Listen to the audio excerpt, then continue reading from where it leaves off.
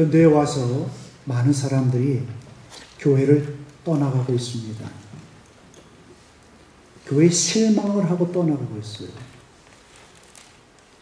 가난한 성도, 교회에 나가지 않는 성도라는 말이 오늘 우리 주변에 들려오고 있습니다.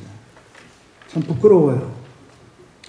유럽과 미국을 비롯해서 지금은 한국까지도 막 성장하고 부흥하던 교회들이 점점 숫자가 줄어가고 있고 침체 상황에 빠져들어가고 있습니다. 왜 교회들이 이렇게 되었습니까? 그것은 하나님보다도 물질을 더 사랑하기 때문입니다. 교회가 세속화되면서 특별히 물질을 사랑하게 되었습니다. 신앙보다는 기득권을 내세워 말씀에서 떠났기 때문이에요. 떡집에 떡이 없는 것과 같아요. 그래서 사람들이 실망합니다. 전 세계적으로 예수 믿는 사람들의 숫자가 늘어났죠. 많은 교회들이 오늘 우리 주변에 세워졌습니다. 하지만 반대로 영적인 힘이나 영향력은 참으로 미미해졌어요. 교회는 권위를 잃어버렸습니다. 세상 사람들의 발에 밟히는 맛을 잃어버린 소금이 되었어요. 그래서 유럽이나 미국에 보면 교회를 팝니다.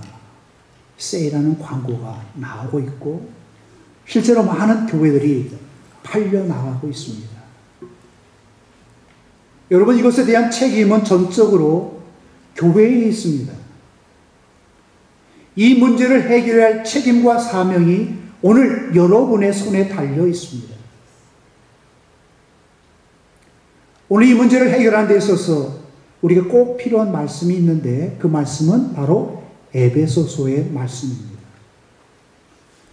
에베소서에서 사도 바울은 하나님이 원하시는 이상적인 교회의 모습을 우리에게 말해주고 있습니다. 하나님이 원하시는 이상적인 교회의 모습은 어떤 모습인가? 하나님이 원하시는 참다운 성도는 누구인가? 믿음은 무엇이고 예수 믿는다고 하는 것은 무엇인가? 이런 여러 질문을 통해서 교회의 참된 모습을 말씀하고 있는 성경이 바로 에베소서입니다. 여러분, 교회가 바로 되기를 원합니까?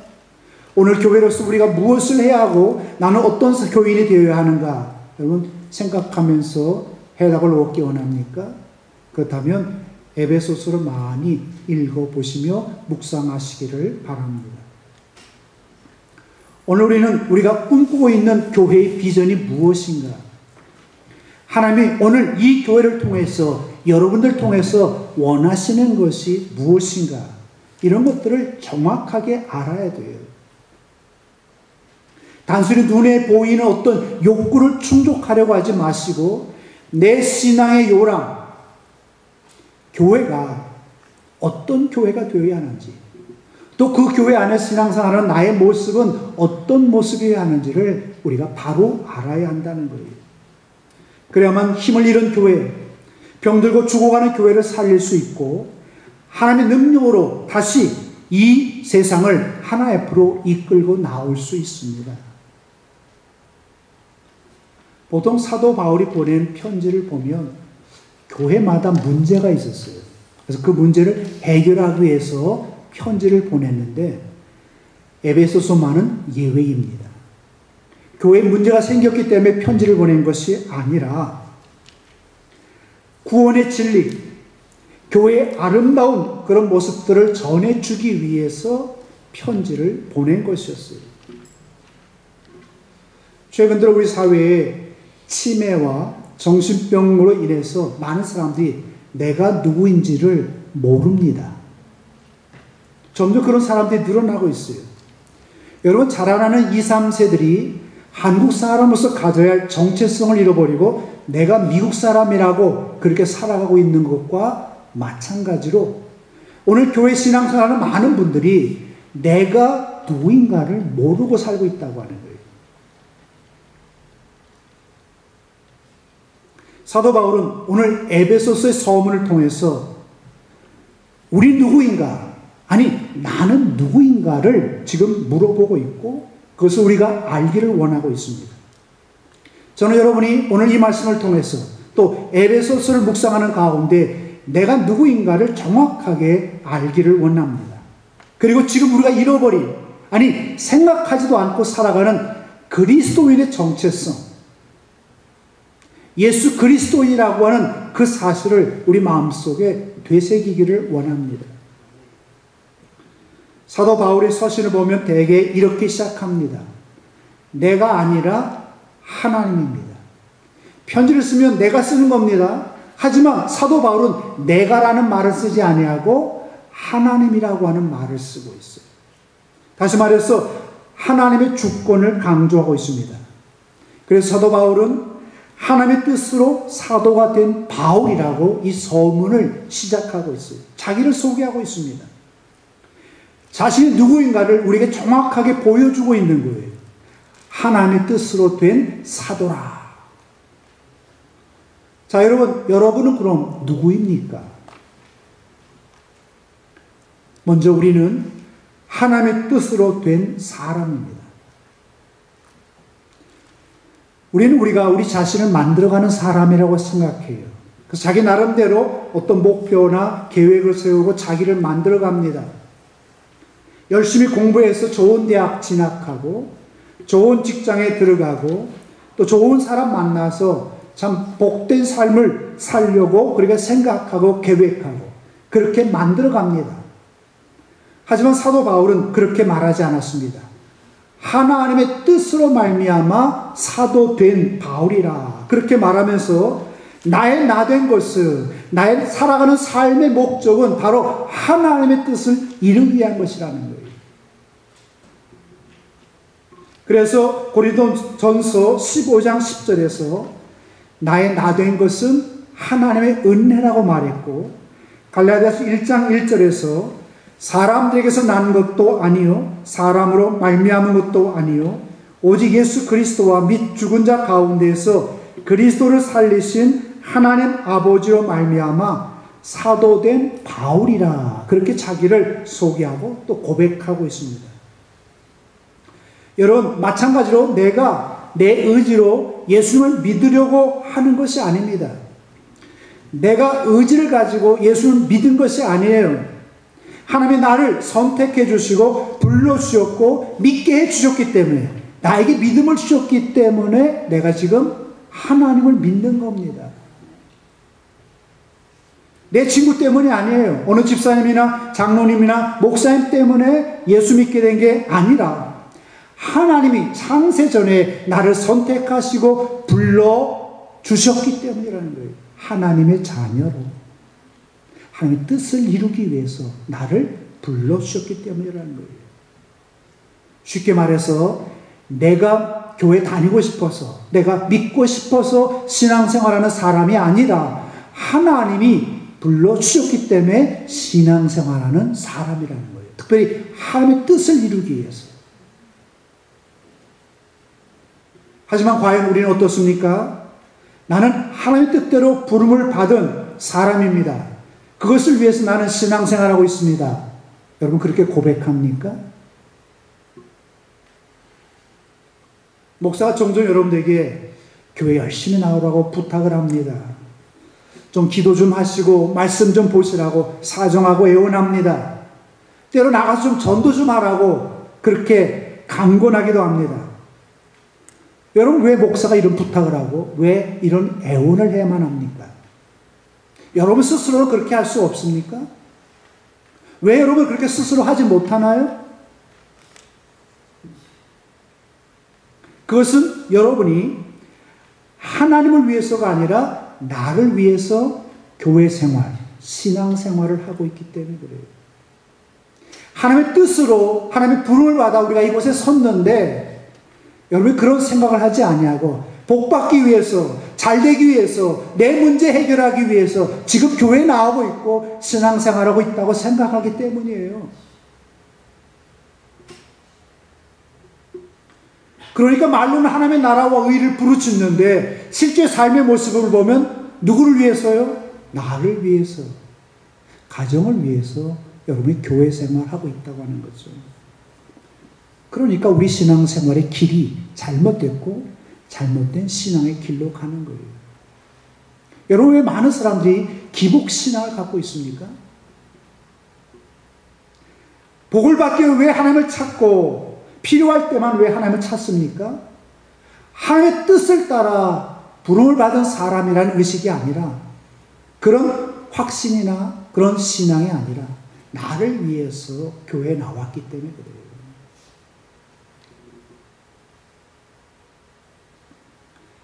내가 하고 싶어서가 아니라 하나님의 뜻으로 말미암아 부름을 받았다고 하는 그 고백이 여러분 신앙의 첫 출발입니다. 첫 단추부터 바로 끼워야 돼요.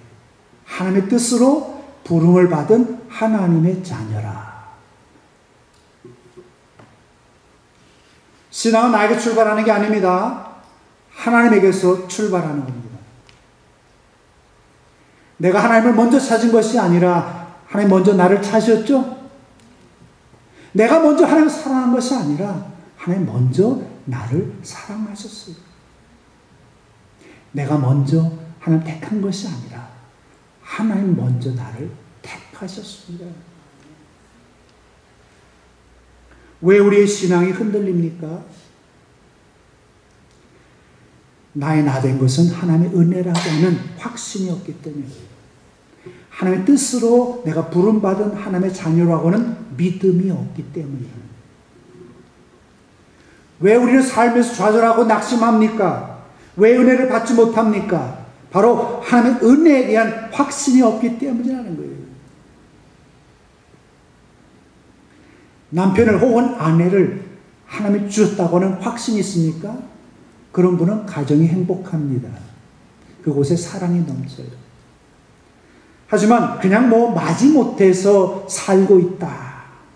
살다 보니 이혼도 못하고 자식 낳고 그냥 산다. 이런 생각을 하고 있다면 여러분 참 불행한 가정생활, 부부생활 하고 있는 거예요. 가정에 어려움이 있어요. 때로 감당이 힘든 고통스러운 일도 생깁니다. 그러나 이 가정이 하나님 주신 가정이라고 하면 그거 다 참고 또 그 가정에서 기쁨도 얻고 또 그 가정을 행복하게 만들어갈 수가 있어요. 직업도 마찬가지죠. 여러분 밥 먹기 위해 직업에 종사합니까? 직장에 왜 다녀요? 여러분이 가진 그 직장이 내가 선택한 직장입니까? 하나님이 나에게 허락하신 직장입니까? 여러분의 그 생각 하나로 여러분의 삶이 달라진다는 거예요. 하나님이 나에게 주신 직장이라고 생각하면 직장에서 아무리 힘들어도 그 일이 힘들지 않아요. 그 일이 기쁘고 즐겁습니다. 교회 생활도 마찬가지입니다. 하나님이 나를 불러주셨어. 나에게 구원의 은혜를 베풀어 줬어. 이 생각을 하면 오늘 내가 섬기는 교회에 어떤 어려움이 오고 참 답답하고 안타까운 상황이 펼쳐져도 이 교회 안에서 여러분 평안 잃지 않습니다.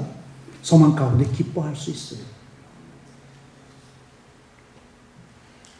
내가 버밍햄 교회에 있게 된 것은 하나님이 나를 이 교회에 보내셨기 때문입니다. 하나님의 뜻으로 말미암아 여러분이 이 교회에 오신 거예요. 그렇다면 여러분 교회가 평안할 때나 어려울 때나 여러분 이 자리에 있어야 합니다. 어려움이 오면 도망가거나 피하지 말아야겠죠. 하나님이 나를 이 교회에 보내주셨다고 하면 그 뜻을 생각하면서 기쁨으로 변함없이 헌신하고 봉사하며 섬겨야 합니다. 저는 오늘 여러분이 하나님께서 나를 이 교회에 하나님의 뜻에 의해서 보내셨다고 하는 확신과 믿음을 가지시기를 소원합니다. 내가 이룬 가정, 내가 다니는 직장도 하나님 나에게 주셨다고 하는 확신과 믿음을 가지세요. 그러면 여러분이 있는 가정과 교회와 또한 세상에서 여러분 하나님 주신 은혜를 맛보며 기쁘고 즐겁게 살게 될 것입니다. 그리고 여러분의 삶 속에 하나님의 영광이 나타나는 것을 보게 될 거예요. 자, 1절에서 사도 바울은 에베소에 있는 성도들과 그리스도 예수 안에 신실한 자들에게 편지한다 그렇게 말했습니다.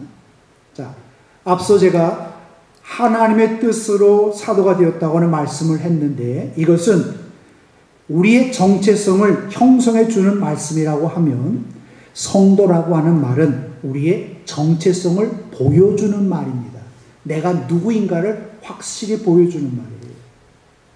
사도 바울은 이 말씀 속에서 우리를 성도라고 말했습니다. 내가 누구예요? 나는 성도입니다.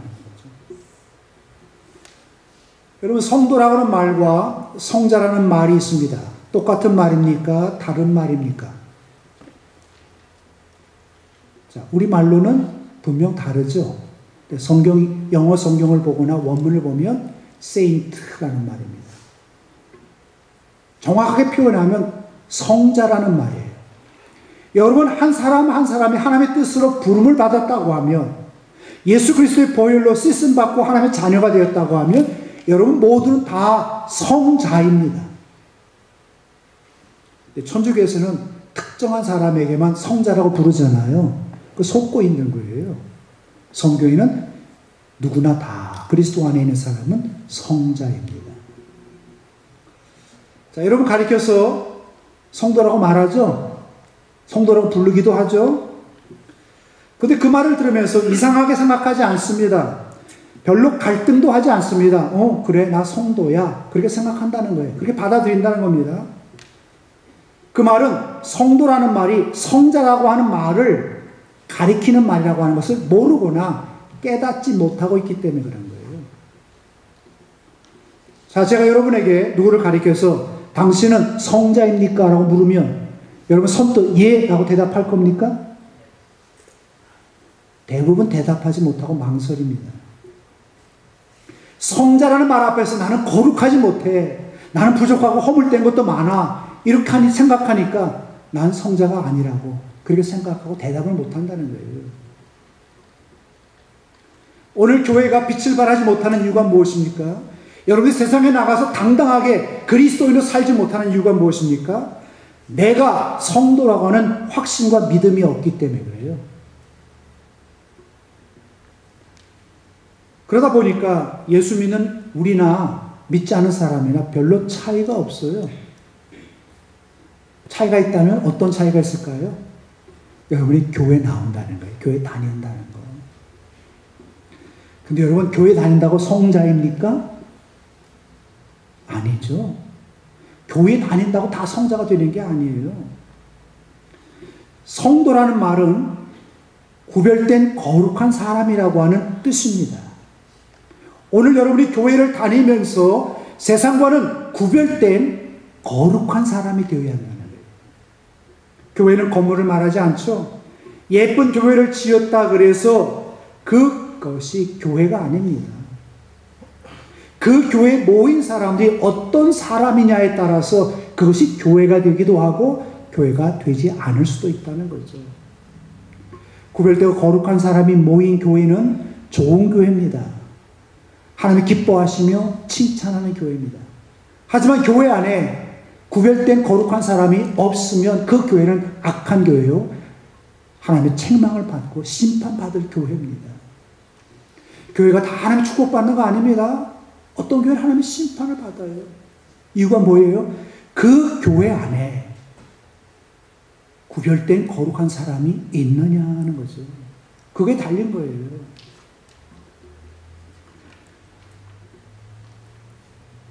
여러분, 오늘 우리는 세상 사람들과는 구별된 거룩한 사람이 되어야 합니다.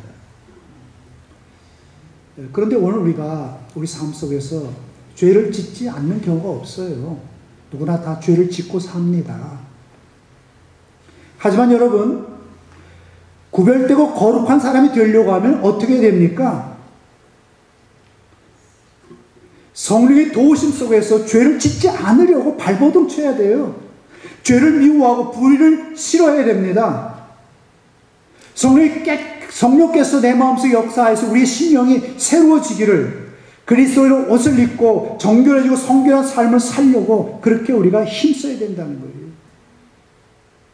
그런 사람들이 성도, 성자입니다.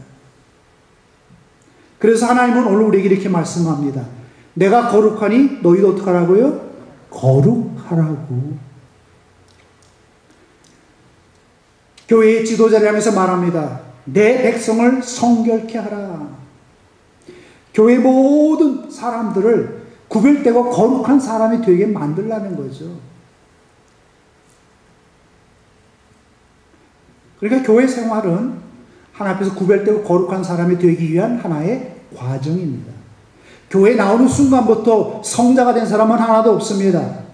교회에 와서 신앙생활하는 가운데 조금씩 거룩해지고 변화되면서 여러분이 성자가 되는 겁니다.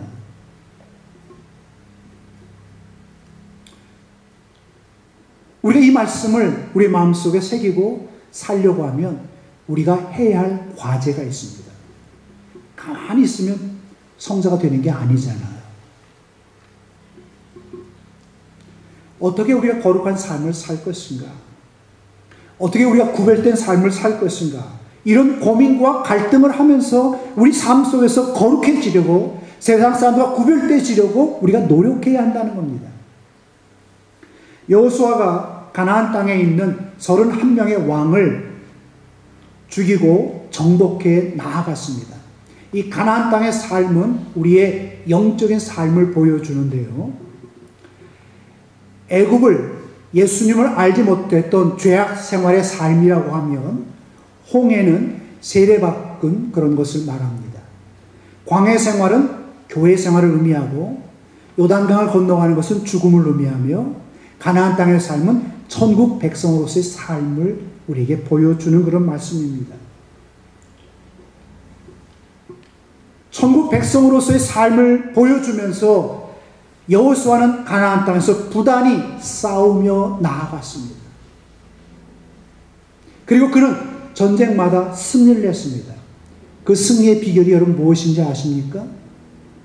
여호수아 1장 8절에 보면 그 비결이 두 가지입니다. 말씀을 보겠습니다. 이 율법책을 내 입에서 떠나지 말게 하며 주야로 그것을 묵상하여 그 안에 기록된 대로 다 지켜 행하라.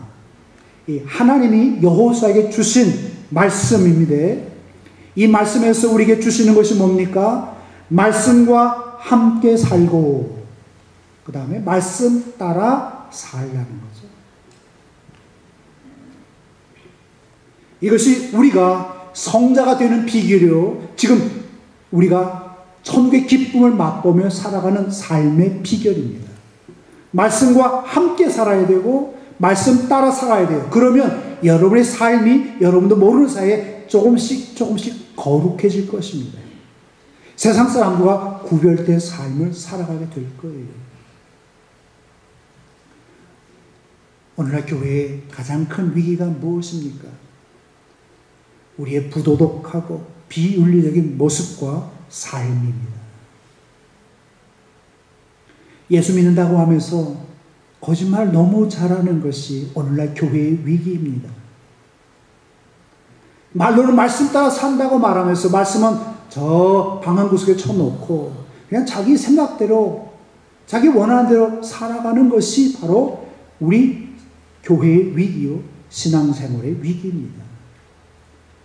더 나아가서 보여주기식의 신앙생활 목사에게 보여주고 교인들한테 보여주려고 하는 그런 우리의 모습이 바로 교회의 위기입니다. 하나님 앞에서 떳떳한 그런 신앙생활, 모든 사람들 앞에서 당당한 그런 신앙생활을 해야 되는데 사람들에게 보여주기 위한 신앙생활을 하는 것이 우리를 거짓되게 만들고 무기력하게 만들어버린 거예요. 여러분, 오늘 이런 여러분의 모습을 솔직히 한번 바라보시기 바랍니다. 남을 욕하고 비판할 여러분 처지가 되어 있습니까? 과연 여러분은 정직합니까? 믿는 사람으로서 부끄럽지 않게 정직하고 진실하게 여러분 구별된 거룩한 삶을 살고 있나요? 나는 성자야.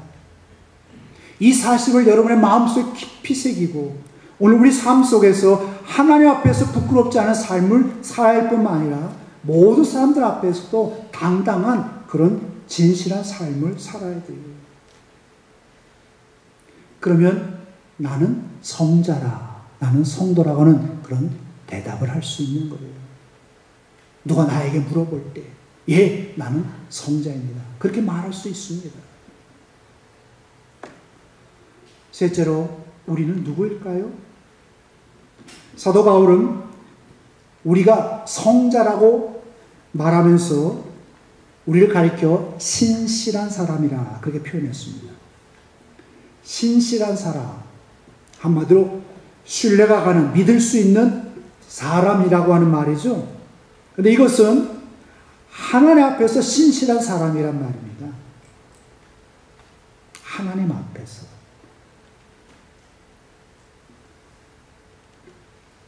하나님 앞에 신실한 사람으로 인정받고 그 다음에 사람들에게도 신실한 사람으로 여러분들이 인정받아야 돼요.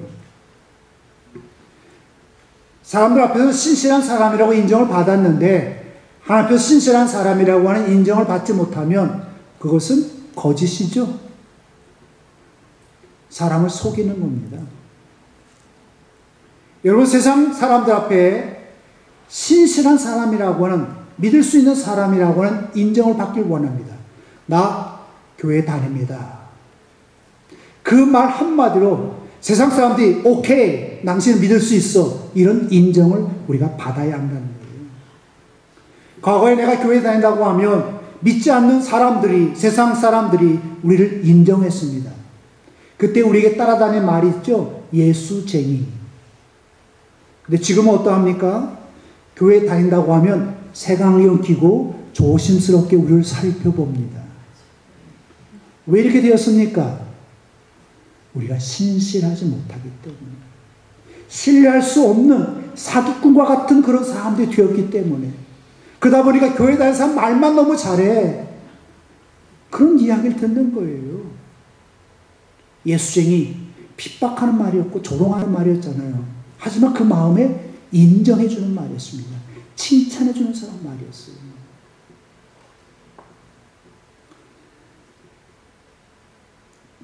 초대교회 많은 사람들, 과거에 옛날에 신앙했던 사람들을 보면요, 권력 앞에서 말할 수 없는 핍박과 고통 앞에서도 믿음을 버리지 않았습니다. 변절하지 않았어요. 끝까지 피해를 보면서도 믿음을 지키며 하나님 위해 살다가 때론 죽기도 했습니다. 사람들이 재산을 약탈당하고 모욕을 당하고 버림받는 상황 속에서도 끝까지 하나님 바라보면서 충성했습니다. 그때 그리스도인들은, 예수 믿는 사람들은 소수였어요. 힘없고 나약했습니다. 하지만 여러분, 그들은 세상을 뒤엎은 그런 능력이 있었습니다. 무엇 때문입니까? 여러분, 초대교회 성도들 보세요. 그들은 신실한 사람들이었습니다. 핍박받으면서 말할 수 없는 고통 속에 살았고 목숨도 잃었습니다. 소수의 사람이었지만 사람들을 변화시켰고 세상을 두려워하게 하는 그런 능력을 갖고 있었어요. 하지만 지금은 어때요? 예수 믿는 사람 너무나 많아요. 교회도 많습니다. 하지만 세상은 꿈쩍하지 않습니다. 교회가 세상을 변화시키지 못하고 있고 세상이 교회를 두려워하는 것이 아니라 오히려 교회를 우습게 여기고 무시합니다. 이 책임이 누구에게 있어요? 신실하게 신앙생활을 못한 우리에게 있다는 거예요. 위선적인 그리스도인의 모습, 거짓된 그리스도인의 모습, 무늬만 그리스도인인 우리에게 있다고 하는 거예요.